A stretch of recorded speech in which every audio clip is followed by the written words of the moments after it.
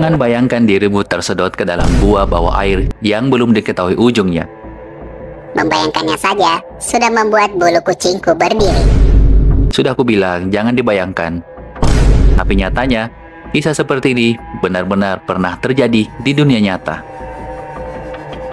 Ini adalah cerita tentang gua bawah Sungai Hinatuan. Sebuah sungai yang dari permukaan terlihat tenang, namun di bawahnya arusnya cukup deras. Arus ini menarik perhatian banyak orang, termasuk seorang penyelam berusia 68 tahun bernama Dr. Alfonso Amores. Dengan rasa ingin tahu yang tinggi, dia berusaha mengungkap misteri gua yang disebut-sebut tidak berujung. Sayangnya, perjalanannya berakhir tragis. Sebelum lanjut, intro dulu.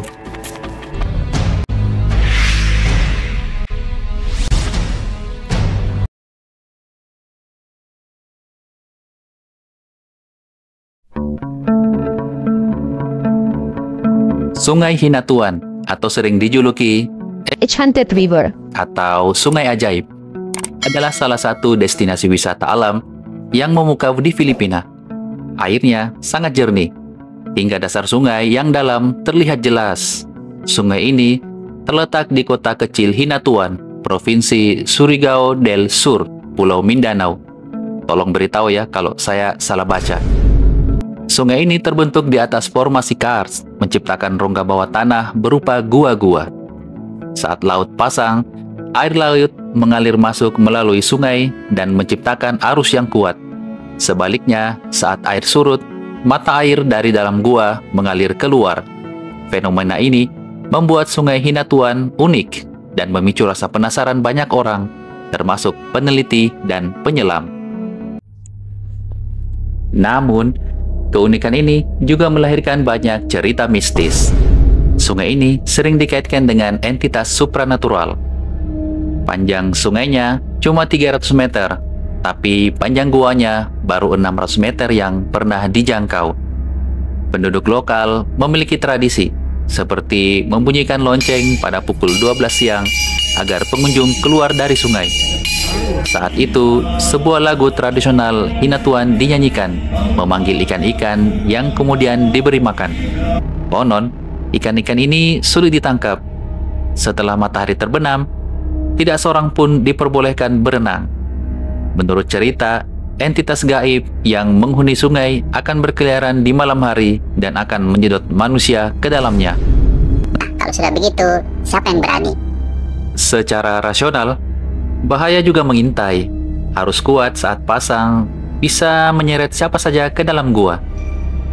Penyelaman di gua ini dimulai sejak tahun 1999, ketika seorang penyelam bernama Alex Santos mencoba menjelajahinya. Dia menemukan bahwa mata air deras berasal dari lubang-lubang gua sempit. Dia melakukan itu karena penasaran dari mana asalnya air jernih ini. Dia menemukan fakta bahwa peta gua ini menunjukkan lorong vertikal dengan kedalaman hingga 40 meter. Setelah itu, ada terowongan sempit bernama Pintu Dog. Jangan tanya saya kenapa namanya seperti itu. Yang hanya bisa dilewati satu penyelam dengan tubuh yang dikempiskan. Ya, kayak nahan napas gitu. Di baliknya, terdapat ruangan luas bernama Mayor Chamber. Dan lebih jauh lagi, ada jalur menukik hingga kedalaman kira-kira 85 meter. Namun, ujung gua ini tetap belum terjangkau. Tidak ada penyelam yang mampu menyelam lebih jauh lagi ke dalam. Begitupun Alex yang takut menyelam lebih dalam karena peralatan menyelam waktu itu belum secanggih sekarang. Alex mengetahui bahwa air jernih di gua ini berasal dari celah-celah batu, tersaring secara alami dan terkumpul di akar-akar pohon di atasnya. Meskipun misteri dasar gua belum terpecahkan, penemuan ini menjawab sebagian rasa penasaran masyarakat dari mana air jernih ini berasal. 1 dekade kemudian, seorang penyelam profesional bernama Dr. Alfonso Amores mencoba menyelam lebih dalam untuk mencari ujung gua. Dr. Amores lahir di Filipina tahun 1946. Dr. Amores adalah seorang petualang sejati sejak kecil, cinta dengan alam bebas. Namun, Perjalanan menyelamnya menjadi kisah yang penuh resiko dan tragedi yang akan kita lanjutkan ceritanya. Dr. Alfonso Amores adalah seorang pecinta alam sejati. Meski begitu, dia bukan tipe yang hidup seperti Tarzan ya. Selain mencintai alam, dia juga menjalani kehidupan yang penuh prestasi. Dia merantau ke Amerika Serikat dan berhasil menjadi seorang dokter bedah. Dengan kecerdasan dan ketelitiannya, ia meraih reputasi gemilang. Tidak hanya itu, dia juga memiliki berbagai keahlian lain, seperti mengemudikan pesawat terbang dan menyelam di lokasi-lokasi yang ekstrim. Walau pekerjaannya sebagai dokter bedah sangat menyita waktu, Dr. Amores selalu berhasil mengatur jadwalnya untuk tetap menjalankan hobinya, seperti mendaki gunung dan menyelam. Bahkan hobinya ini lebih dari sekedar aktivitas rekreasi. Dia adalah seorang penyelam gua profesional yang diakui, baik di Amerika maupun di kampung halamannya, Filipina. Wah, berarti dia ini jago ya. Setelah sekitar 20 tahun bekerja di Amerika, dia memutuskan untuk kembali ke Filipina dan berlibur. Saat itu, dia teringat sebuah gua bawah air di sungai Hinatuan yang konon belum ditemukan ujungnya. Berbekal keahliannya sebagai penyelam profesional, ia diangkat sebagai pimpinan Asosiasi Penyelam Gua Filipina. Namun, perjalanan karir dan hobinya tidak sepenuhnya mulus. Pada usia 40 tahun, Dr. Amores didiagnosa ya, maaf. Berisiko terkena serangan jantung. Bagi seorang penyelam goa, ini jelas berbahaya. Jika serangan jantung terjadi saat ia berada di dalam goa, ya bisa jadi bahaya kan? Bayangkan saja ya. Namun, penyakit tersebut tidak menyurutkan semangatnya. Dengan tekad yang kuat, dia tetap menjalankan hobinya sambil tetap menjaga kondisi kesehatannya. Untuk menyelami gua di bawah sungai Hinatuan semakin besar. Bagi Dr. Amores, ada sensasi tersendiri saat menjadi orang pertama yang menjelajahi jalur gua yang belum pernah dimasuki siapapun. Saat usianya menginjak 68 tahun, dia tahu risikonya semakin besar. Untuk mengurangi bahaya, dia memastikan ada minimal 2 penyelam yang menemaninya. Selain itu, dia juga ingin mendokumentasikan perjalanannya dalam sebuah film dokumenter. Namun, banyak penyelam yang dia ajak menolak karena takut ya. Siapa juga yang berani kan? Sudah sempit di bawah air lagi. Ketakutan mereka tak hanya disebabkan oleh kondisi gua yang sempit dan arusnya yang kuat, tetapi juga oleh cerita-cerita mistis yang beredar di masyarakat setempat. Akhirnya, Dr. Amores berhasil mengajak 2 orang untuk menemani. Salah satunya adalah rekannya, Jimmy Lapak. Lepak, bukan lapak ya, lepak. Emang penjual. Dan seorang murid yang meskipun bukan penyelam profesional, setuju ikut karena menghormati Dr. Amores sebagai gurunya. Setelah semua alat disiapkan dan pengarahan selesai, mereka memulai penyelaman pada 17 Juni 2014. Saat itu, laut sedang pasang, sehingga arus air mengalir masuk ke dalam gua. Mereka berpikir bahwa arus ini akan memudahkan perjalanan masuk. Namun, mereka juga menyadari bahwa arus yang sama akan menyulitkan mereka saat kembali ke permukaan. Dr. Amores memimpin penyelaman, diikuti oleh Lepak dan muridnya di belakang. Mereka menyelam vertikal hingga mencapai kedalaman 40 meter. Di titik itu, mereka bertemu lorong sempit bernama Pintu Dok, yang hanya bisa dilewati dengan merangkak perlahan. Dengan pengalamannya, Dr. Amores melewati lorong tersebut dengan mudah, sementara muridnya, meskipun masih pemula, terbantu oleh tubuhnya yang lebih kecil dan arus air yang mendorong dari belakang. Setelah melewati Pintu Dok, mereka tiba di ruangan yang lebih luas bernama Mayor Chamber. Di ruangan ini, mereka bisa bergerak dengan lebih leluasa. Namun, perjalanan mereka belum selesai. Di depan mereka terlihat sebuah lorong sempit lainnya yang disebut Lorong Paul.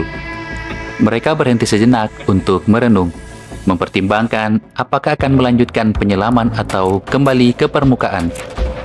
Dr. Amores merasa kondisinya masih memungkinkan, sehingga ia memutuskan untuk melanjutkan perjalanan memasuki lorong Paul. Perjalanan di dalam lorong sempit berikutnya ternyata jauh lebih sulit. Mereka harus merangkak dengan posisi miring, kepala menghadap ke bawah. Bagi yang pernah mengalami situasi seperti ini, rasanya tentu sangat tidak nyaman. Dalam posisi itu, Dr. Amores mulai merasa tubuhnya tidak enak. Bisa jadi, ini karena kepala berada di bawah terlalu lama, pikirnya. Akhirnya ia memutuskan untuk kembali ke permukaan dan tidak melanjutkan penyelaman lebih jauh. Meskipun sudah dekat dengan tujuan, dia lebih memilih untuk mengutamakan keselamatan. Keputusan ini membuat Lepak dan muridnya mengikuti arahan Dr. Amores karena dia adalah yang paling berpengalaman di antara mereka. Namun, berbalik arah di lorong sempit dengan arus air deras adalah tantangan besar. Dalam lorong kecil seperti itu, tubuh mereka menjadi penghalang utama aliran air, sehingga arus yang kuat terus mendorong mereka ke belakang. Arus ini semakin sulit dilawan karena tekanan air dari ruangan besar di ujung lorong memberikan dorongan tambahan.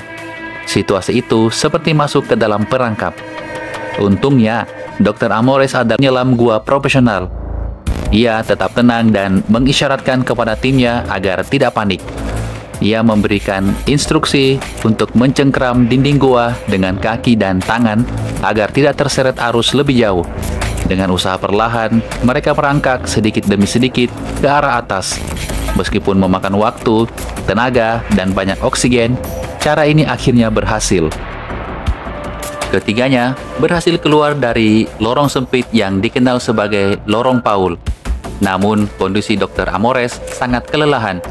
Walaupun demikian, perjalanan mereka masih panjang, dan jalan keluar selalu lebih sulit daripada saat masuk. Bagaimanapun, mereka harus memaksakan diri untuk terus bergerak di permukaan, karena kehabisan oksigen berarti bahaya besar. Setelah perjuangan panjang, mereka akhirnya sampai di pintu dok, lorong sempit terakhir sebelum mencapai permukaan. Di sini, Dr. Amores meminta Lepak dan muridnya untuk keluar lebih dahulu. Mungkin karena ia merasa bertanggung jawab atas keselamatan mereka, atau karena dia ingin memastikan kedua anggotanya selamat lebih dulu. Apapun alasannya, keputusan itu tampak penuh pengorbanan. Lepak dan si murid berhasil melewati pintu dok dengan susah payah. Namun, saat giliran Dr. Amores mencoba keluar, arus air terlalu kuat sehingga dia tidak bisa maju. Tubuhnya yang sudah kelelahan hanya mampu bertahan dengan berpegangan pada dinding terowongan. Jika genggamannya lepas, ia akan terbawa arus kembali ke dalam gua. Menyadari situasi tersebut, Lepak dan muridnya segera memberi semangat melalui isyarat tangan. Mereka meminta Dr. Amores menggunakan teknik yang sama seperti sebelumnya, merangkak perlahan sedikit demi sedikit. Dengan sisa tenaga yang ada, Dr. Amores mulai bergerak maju. Namun ketika hampir berhasil, ia kembali terdorong oleh arus yang kuat ke arah belakang. Beruntungnya, ia masih bisa berpegangan di ujung lubang dengan sisa-sisa tenaganya. Situasi semakin genting, namun mereka tidak menyerah. Kondisi tangan Dr. Amores sudah sangat pegal karena terlalu lama berpegangan pada batu di lorong sempit. Ia mulai merasakan kepanikan yang semakin besar. Rasa panik ini menyebabkan konsumsi oksigennya meningkat drastis, sehingga cadangan oksigen di tabungnya cepat menipis. Lepak dan muridnya mencoba menenangkan Dr. Amores dengan isyarat tangan, meminta gurunya tetap tenang dan tidak panik. Ironisnya, kali ini justru mereka yang harus memberi arahan kepada penyelam senior itu. Tapi situasinya memang sulit. Jika genggaman Dr. Amores terlepas, dia akan langsung terbawa arus lebih lanjut ke dalam gua. Dan akhirnya, hal yang dikhawatirkan terjadi. Dr. Amores tak lagi kuat menahan tubuhnya. Genggamannya terlepas, dan ia terseret arus ke dalam kegelapan gua. Bayangkan, men, kegelapan gua, gelap. Melihat kejadian itu, Lepak dan muridnya segera berenang ke permukaan untuk meminta bantuan. Sementara itu, tubuh Dr. Amores terus terbawa jauh ke dalam gua, menjauh dari jangkauan, dalam kondisi kelelahan, hampir kehabisan oksigen, dan berada di kegelapan total. Peluangnya untuk bertahan hidup menjadi sangat kecil. Setelah Lepak dan muridnya menghubungi tim penyelamat, pencarian segera dilakukan. Tim penyelamat mengerahkan penyelam profesional untuk menyusuri gua. Pencarian berlangsung selama 8 jam sebelum tubuh Dr. Amores ditemukan sekitar 40 meter dari pintu gua. Sayangnya, ia sudah tidak bernyawa. Tubuhnya ditemukan di sebuah ruangan luas di dalam gua, yang membuat proses pencarian semakin sulit. Namun, berkat tali pemandu yang diikatkan Dr. Amores pada tubuhnya, tim penyelamat dapat menemukan jasadnya lebih cepat. Banyak yang percaya bahwa Dr. Amores sengaja mengikat tali tersebut untuk 2 alasan, agar tubuhnya tidak terseret lebih jauh dan sebagai petunjuk bagi tim evakuasi untuk menemukan jasadnya. Hasil autopsi mengungkap bahwa Dr. Amores meninggal akibat serangan jantung. Kondisinya yang sudah sangat lemah, dipadukan dengan tekanan fisik dan mental di dalam gua, menjadi faktor utama yang memicu serangan jantung tersebut. Meski berakhir tragis, banyak yang menghormati pengorbanannya. Dr. Amores mendahulukan keselamatan Lepak dan muridnya. Meski dia sendiri tahu resikonya lebih besar bagi dirinya sendiri. Usianya yang sudah lanjut dan riwayat penyakit jantung sebenarnya membuat penyelaman ini sangat berbahaya sejak awal. Dari kisah ini, ada banyak pelajaran yang bisa diambil, terutama tentang pentingnya perencanaan yang matang, strategi penyelaman, dan kesadaran akan kondisi fisik sebelum melakukan aktivitas berisiko tinggi. Dr. Amores mungkin telah tiada, tetapi keberaniannya dan pengorbanannya tetap dikenang. Terima kasih telah menyimak cerita ini. Semoga kita bisa mengambil hikmah dan pelajaran dari kisah ini. Sampai jumpa di video menarik berikutnya.